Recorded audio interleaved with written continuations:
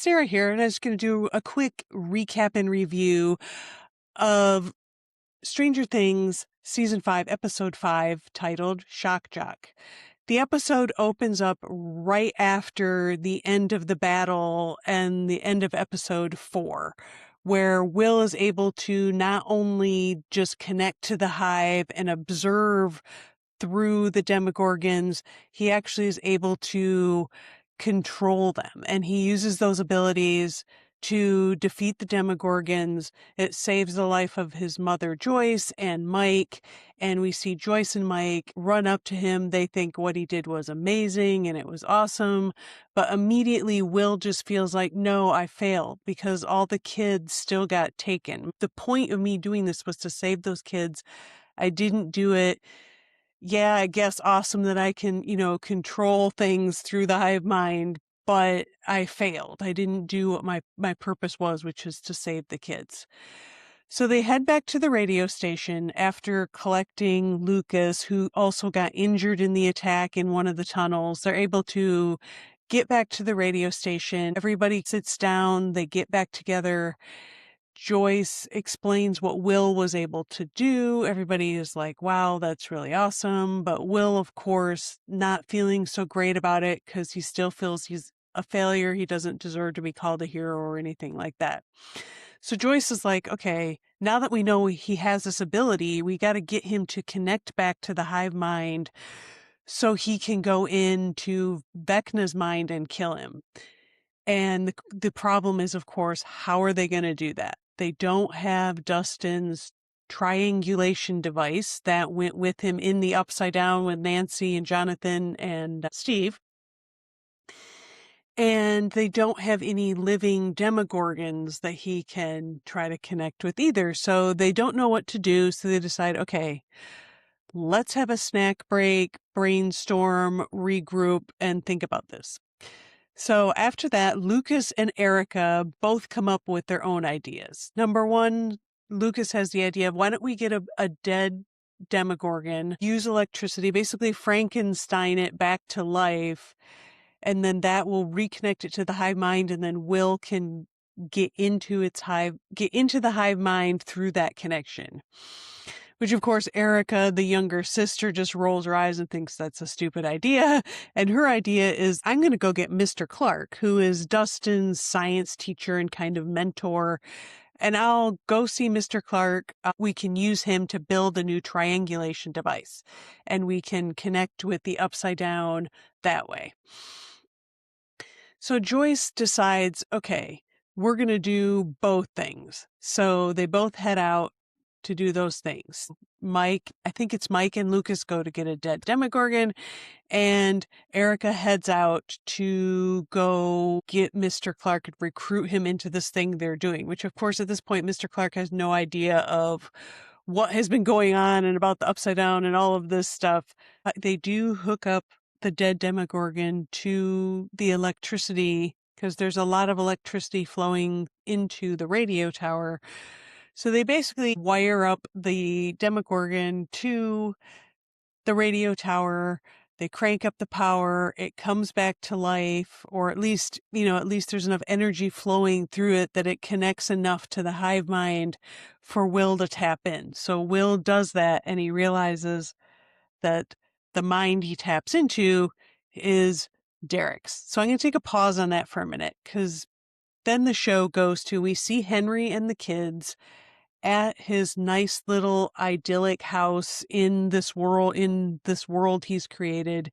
And he's telling the kids about how the bad monsters are out there and he's going to save them. And he's like, okay, you can have a break for today, but tomorrow we're going to have to do the work to save the world, whatever it is.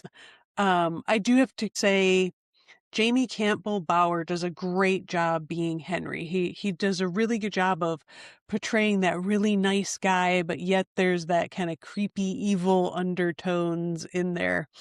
Anyway, while he's talking to the kids, of course, Vecna is not aware that Holly and Derek are in on what's going on, and they know the real truth of who he is and what he's really doing. And Holly realizes, like, oh crap, Henry's like staying here at the house. I've got to find a way to sneak off into the woods, tell Max what's going on, and that we got to move up the plans to escape. Of course, at this point, Holly doesn't know that Derek is also in on everything going on, and Derek doesn't know that Holly's in on everything going on, I don't think. But he sees a look on Holly's face that makes him realize that she must know what's going on.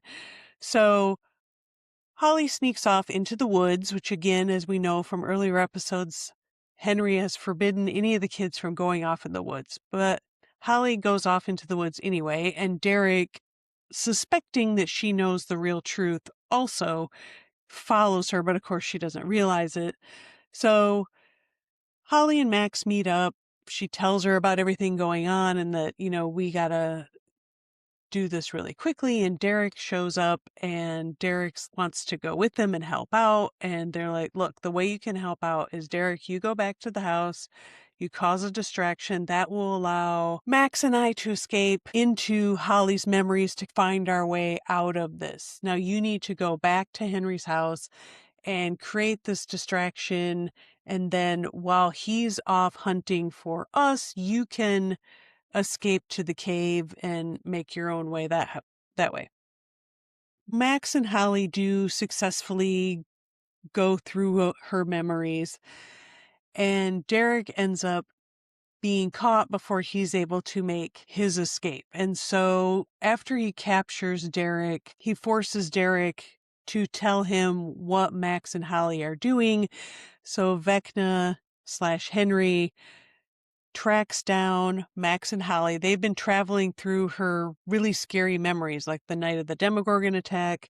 There's a scene where they go through and see the memory of her mother being attacked by the Demogorgon, and Holly just was standing there watching what was going on. So Holly, who's with Max, says, I can't believe I just stood there and did nothing. And Max said, well, you're a different person now.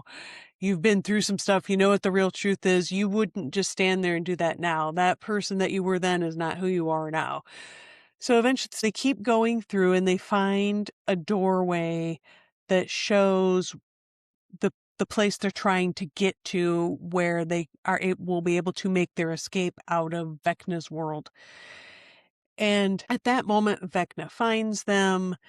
He grabs Max, he's choking her out, and then this is where we get back to right around this time. Will has tapped into Derek's mind.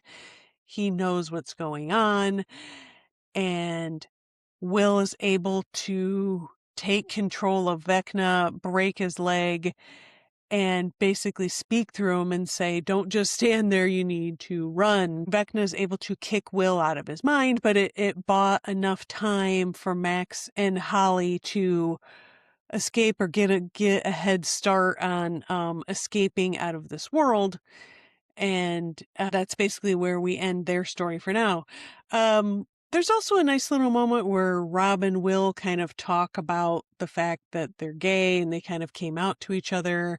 And Robin tells him that her breakthrough moment really was when she came out to Steve, of all people, and that now that she came out, she feels more comfortable being herself and starting to date other women and things like that, like Vicky, for instance. Of course, Dustin and Nancy and everybody, they get to the Hawkins lab, the original lab where 11 escaped from. They get there in the Upside Down. They split up into two groups, Nancy and Jonathan, and Steve and Dustin.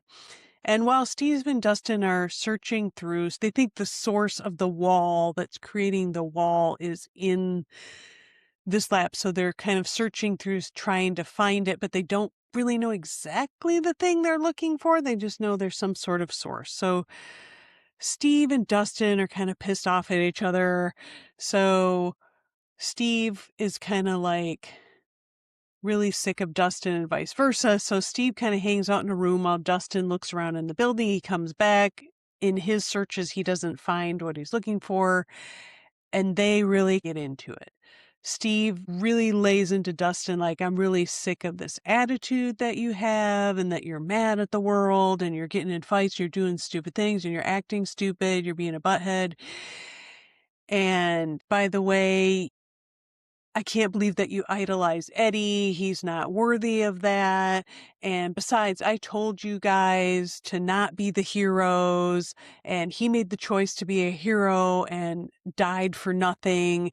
And Dustin just snaps and just jumps on Steve and just starts beating him up, and they just get into this rolling around on the ground fight with each other. And Dustin's radio gets broken while they're rolling around and fighting. And then so Steve is just sick of it and leaves him. And Dustin kind of sits up and straightening his clothes back out, etc. And he finds this other room that has the scientific stuff in it. And he realizes that the source was actually a creation, not by Vecna, but science created it. And so he quickly tries to radio Nancy and Jonathan, because right about that time, Nancy and Jonathan, they find this room and they realize that they found what is the source. But of course, at that same moment, Dustin realizes, like, oh my God, that you can't destroy that. You're going to destroy everything if you destroy that. So don't do it. But of course, the radio is very crackly and they can't really clearly understand what he's saying. So Nancy decides to just whip out her shotgun and shoot it. And that's where that ends for now. The other part is we also see that 11, 8, and Hopper are able to escape the military base. 8 is able to use her powers to deceive Kay into thinking that she's still strapped into the machine they had her strapped into, but in reality they've escaped and they're going to the church where Dustin and everybody are supposed to be, to meet up with them and leave the Upside Down. But of course, once they get there, nobody's there because they've already left to go search for the source. 11 and 8 are sitting down in the church having a little discussion while Hopper's off trying to raise Dustin and everybody on the radios. And 8's like, look, they're never going to stop chasing us. Even if you kill Vecna, this isn't going to be the end of it. It's still going to go on. They're doing experiments. And then 8 relays the story to 11 of how she almost escaped once. She went into this room and it was room after room of these pregnant women that were being infused with her blood. And it was basically not going well. All the women looked very sick and like they were dying. They're trying to infuse 8's blood into these pregnant women to create more children like them. And then we realized that they used Henry's blood on their mothers to create them. And 8 thinks that 11 is the one that's the closest to Henry. So it's like, even if you destroy Vecna, they're going to be constantly chasing you down.